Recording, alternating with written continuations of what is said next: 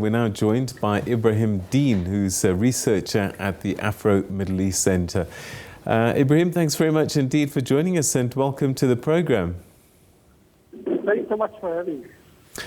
All right, so we've chatted about these elections before, and I just wonder, from your understanding and your assessment of the situation in the country, how likely are they to meet this deadline that the US seems to want to put a hard line on? You know, these elections were supposed to have happened by October 2020. It's now January 2022, almost a year and a half later, basically. So, it's very unlikely that they're going to be carried out on time. But, in saying so, a bigger part, though, is the fact that we're now finally starting to see some pressure being placed on Farmajo. The consultative meeting happened this weekend. What the deadline of the 21st of February, which is very unlikely. But, the UN issued a statement the day after, including countries like Turkey and Qatar signing on to that statement, saying that, calling for the election to go. In the US now, Blinken's spokesperson, Nick Price, issuing a statement, threatening sanctions. And I think significantly in this regard is two parts of that statement. One is the travel ban, because we know Farmajo, was previously employed in the U.S. Transport Department. So, he has assets and he has interest in the U.S. And so a travel ban may work a bit better with him than other people, but it also shows who is being targeted at. And two is the fact that the statement talks, reversing some of the irregular occurrences that have happened in the already contested seats.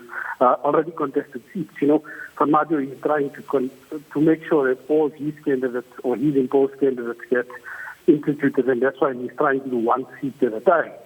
But the U.S. statement and the international community statement issued yesterday does talk about basically remedying some of these irregularities. Now, it's very unlikely that it's going to happen on time. But, the pressure is a welcome step, especially as we see Shabaab being able to carry out the action of the issue. We're going to talk about Al-Shabaab just now, but I just wonder, we've seen the US pushing Libya to have elections, and people there are saying that, look, this may not actually solve the problems of the country to have this election so soon. Might the same be said about Somalia? I think, there's some similarities in some differences. One is that, that the Somali electoral system needs a serious overhaul in various aspects. One is, the power of the different states vis-a-vis the central government, the one man, one vote, which where they're using that traditional system of clan-based voting, and also the 4.5 system where, government departments are divvied up according to the four clans and, a certain amount of seats for the more minority clans. So the system itself needs to be, for it to be sustainable and for it to be responsive to the population's demands, it actually needs to be seriously reformed and rehabilitated. But in saying so, Farmajo does seem to want to hold on to power.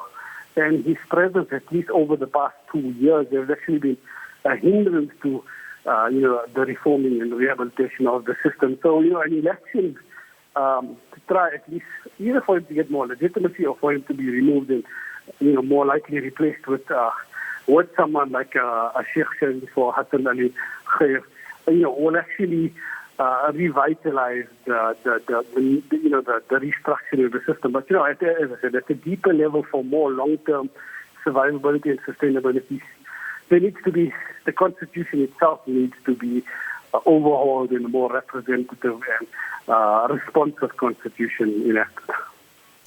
So, Somali leaders, as it's written in the reportage, strike a deal to complete parliamentary elections by February 25. I guess the question I have then is, these leaders and these voices that are making these decisions, are they representative of all of Somalia? So, at least they're more representative than Farmajo. It seems to be that the Prime Minister held this meeting with many from the different provinces, especially the different provinces and other legislators in the country. So it was quite broad in that sense. But, the system itself, as we're talking about, the system itself is very, it's very unique and not as representative as it should have been. I mean, there was, under Farmajo, the aim was to actually have a one man, one person, one vote election by this 2020 election. And, the fact that it's still this, a Senate system with the states or provinces and this a legislative system with tribal elders shows you how it's as unrepresentative and unresponsive it is. But, it's more responsive than one man extending and expanding his mandate and trying to actually, go along for longer. So, if Farmajo could, I think he would stall the process further. But, the pressure and the lack of legitimacy that he has actually means that, his attempts in September to actually suspend and fire Prime Minister Roble have actually failed. All right, so this is what's happening, and a lot of this really is kind of centered around Mogadishu, because outside of Mogadishu, Al-Shabaab have huge influence. And so does it even matter if these elections happen or not?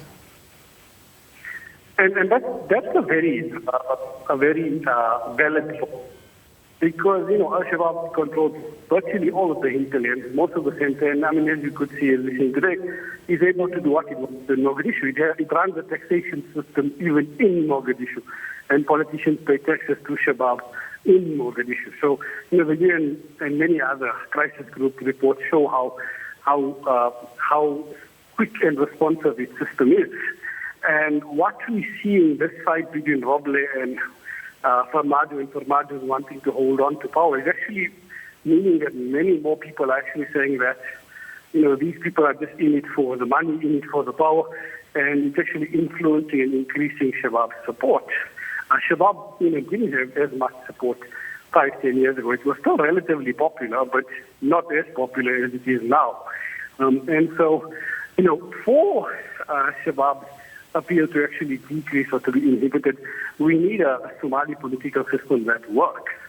And that's probably the only way of actually, there's no military way of conquering Shabaab because it's nationally based. And also because, it does seem to be able to transcend the clan-based system, which even Roble and all these politicians seem beholden to. So, for elections to mean a lot and for real sustainability, real responsiveness, real accountability, there does need to be a restructuring of the political system. But, and this election, is not going to do that. But, in saying so, the only way you will inhibit Shabaab's legitimacy is by actually increasing or influencing the legitimacy of the supposed government in Mogadishu, which is now even lacking even further.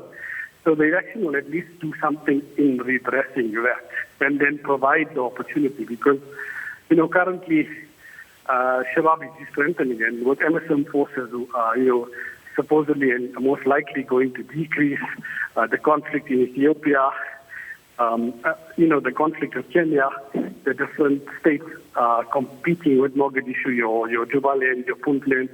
It's actually meaning that, the government it's contested even within the government in a sense, within government structures, aside from it being contested, or its legitimacy being contested among the population. Who's most culpable for these delays, and might the threat of targeted sanctions help them to, get out of the way of these delays and get these elections to happen? So, initially, part of the delays were, the different regional states trying to jockey for power and jockey for influence, especially in the Senate. But, over the past year, there does seem to be one culprit, and that's the current incumbent president.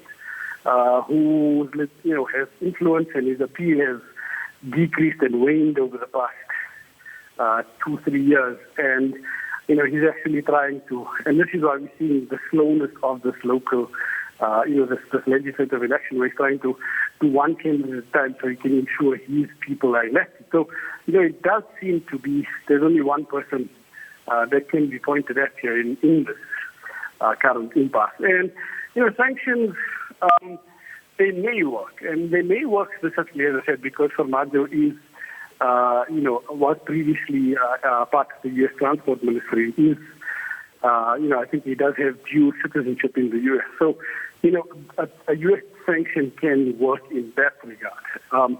And so more unique than others, that is a possibility. But, in saying so, he's going to try to stay in power, by using all means possible. And so it's going to have to be action on these threats for any real change to happen, at least between, for an election to be fully complete. It's been decades since the ousting of, was it Siad Barre? And I just wonder what kind of Somalia can come out of the post years of conflict that the country has been facing, and the insurgency that they're dealing with in terms of militant groups such as Al-Shabaab. I think there were two periods where I think there were, some potential. One was when the Islamic Courts Union first came up in 2006, 2007, which in a sense was, the elders looking at the Somali cultural and contextual system, and that group. But unfortunately, then was the war on terror. Ethiopia went in. The U.S. sanctioned Al-Shabaab, or the Islamic Courts Union, and they were forced out. And actually, that led to the radicalization of that youth wing, which is Al-Shabaab. So that was one of the few times that we started seeing, a chance. And then was in, between 2012 and 2014 when, many within the Islamic Courts Union were basically allowed to actually be part of the system again. But, following which, it just seems as if the system needs a proper restructuring. And what we're starting to see in Somalia is the different regions actually push for more power, because Mogadishu is now very unresponsive. So we see Jubaland has its own administration.